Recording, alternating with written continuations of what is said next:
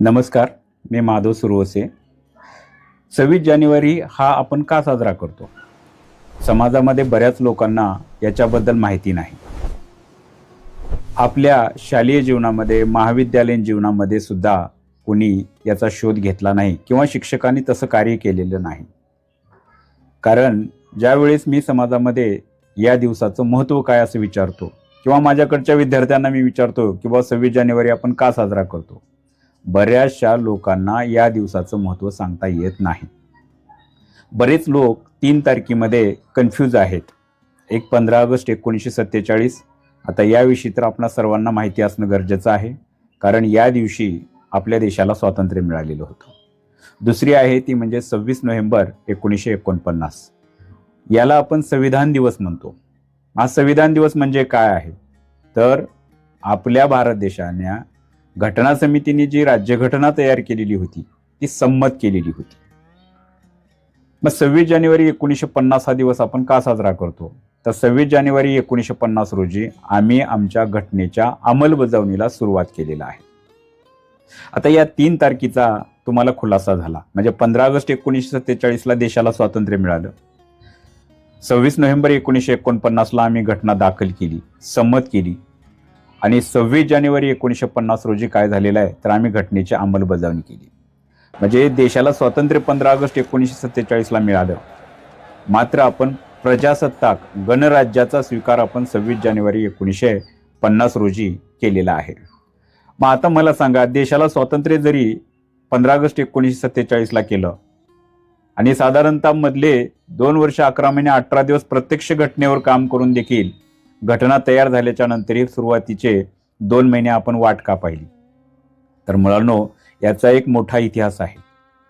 पहिल्यांदा आम्ही काय केलेलं होतं, 1930 मध्ये पूर्ण स्वराज्याची मागणी केलेली होती आणि पहिला दिवस आम्ही 26 जानेवारी 1930 हा संपूर्ण स्वराज्याचा दिवस म्हणून साजरा करण्याचं निश्चित केलं होतं आणि तसं केलं सुद्धा होतं. आता याची पार्श्वभूमी काय आहे, तर बऱ्याच लोकांना याच्या पार्श्वभूमीबद्दल माहिती नाही. बर्खनहेड नावाचा एक भारत सचिव होता. 1926, 27, 28 या वर्षामध्ये तो भारतात भारत सचिव म्हणून होता. मित्रहो, या बर्खनहेडला जे भारतात सायमन कमिशन आलेलं होतं. आता सायमन कमिशन का आलेलं होतं, तर सायमन कमिशन 1919च्या कायद्याने, जे मॉन्टेग्यू चेम्सफोर्ड सुधारणा कायदा होता, त्यांनी जे सुधारणा दिलेल्या होत्या त्या सुधारणाची कितपत अंमलबजावणी आमच्या देशात चालू झालेली आहे याचे परीक्षण करण्यासाठी ते भारतात आलेलं होतं. आता बघा, कायदा भारतात लागू केला, भारतात परीक्षण करण्यासाठी आलेलं होतं, मग यात एक तरी भारतीय असणं गरजेचं होतं, पण यात एकही भारतीय नव्हता. म्हणून भारतीय लोकांमध्ये सायमन कमिशनच्या बद्दल असंतोष निर्माण झाला. आता तुम्ही म्हणसाल नुसतं असंतोष निर्माण होऊन थांबले का? ज्या ज्या ठिकाणी सायमन कमिशन भारतामध्ये गेलं त्या ठिकाणी भारतातल्या लोकांनी सायमन गो बॅक नावाचे नारे लावले. सायमन तुम्ही परत जा, सायमन गो बॅक असे नारे लावले. ज्या ठिकाणी सायमन गेले, ज्या ठिकाणी सायमन परीक्षणासाठी गेले, त्या तिथल्या स्थानिक लोकांनी याला विरोध केला.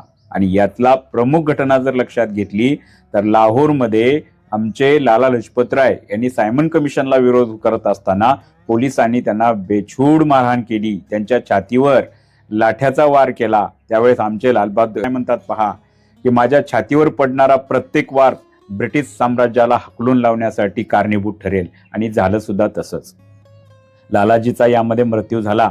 देश पेटून उठला ब्रिटिशाच्या विरोधामध्ये.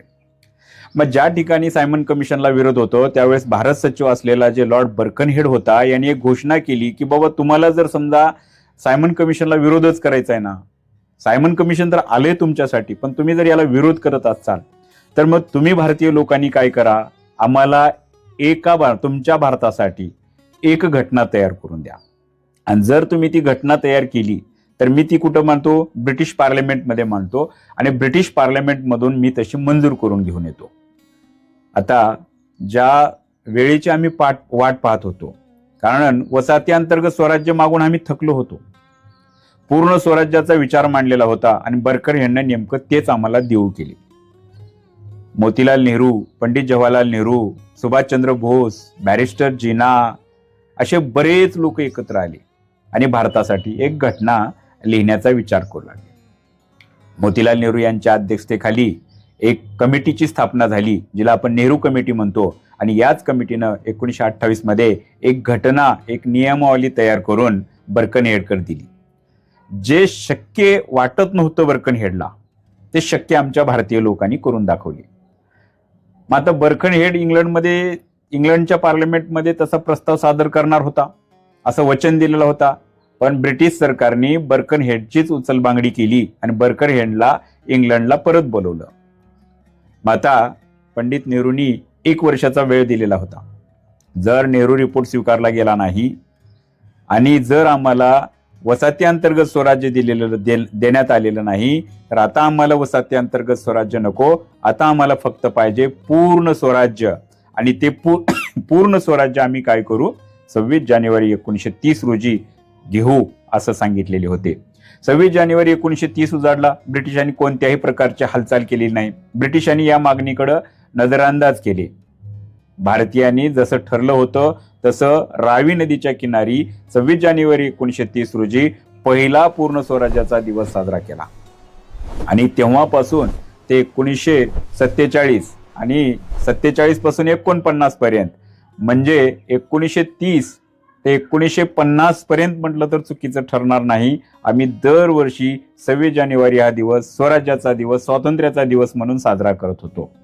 आता तुमच्या लक्षात आलेलं असेल की भारताची राज्यघटना 26 नोव्हेंबर 1949 ला लिहून देखील आम्ही 2 महिने का थांबले, तर आम्ही गेल्या 20 वर्षाच्या खाली जी मागणी घेतलेली होती ब्रिटिशांना की आम्ही 26 जानेवारी 1930 रोजी भारताचा पहिला स्वातंत्र्य दिवस साजरा करू, त्याच पद्धतीचा दिवस आम्ही 26 जानेवारी 1950 पासून सुरू करू, म्हणजेच आमच्या देशाचा सन्मान त्या ठिकाणी राखला जाईल.